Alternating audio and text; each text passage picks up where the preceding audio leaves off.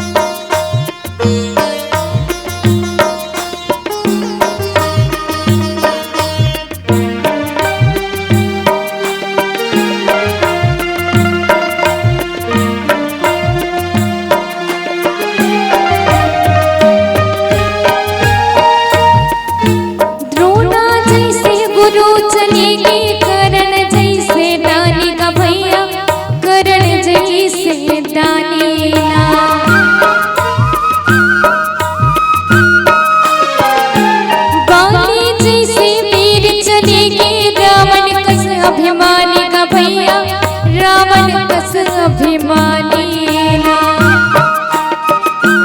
द्रोणा जैसे गुरु चले के कर्ण जैसे रानी का भैया कर्ण जैसे रानी बाली जैसे वीर चले के रावण कस अभिमानी का भैया रावण कस अभिमानी। चूल्हा माटी के हेरा ये घर का भरोसा भैया माटी के हेरा ये घर का भरोसा भैया माटी के हेरा।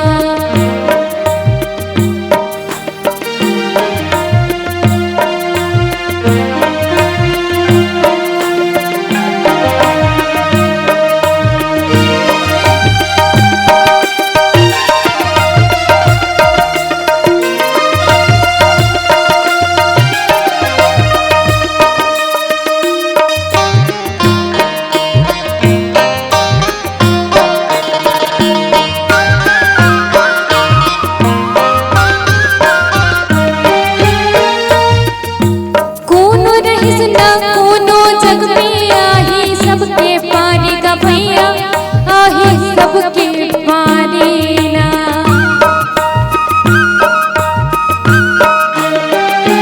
काल को नोला छोड़े नहीं राजा रंग भिखारी का भैया राजा रंग भिखारी ना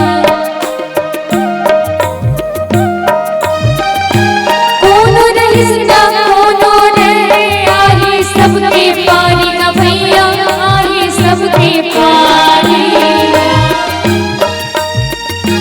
काल को नोला छोड़े नहीं राजा रंग भिखारी का भैया राजा रंग भिखारी।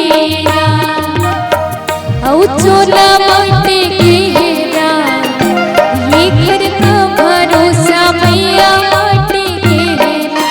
चूल्हा माटी के हेरा ये घर का भरोसा भैया माटी के हेरा। चूल्हा माटी के हेरे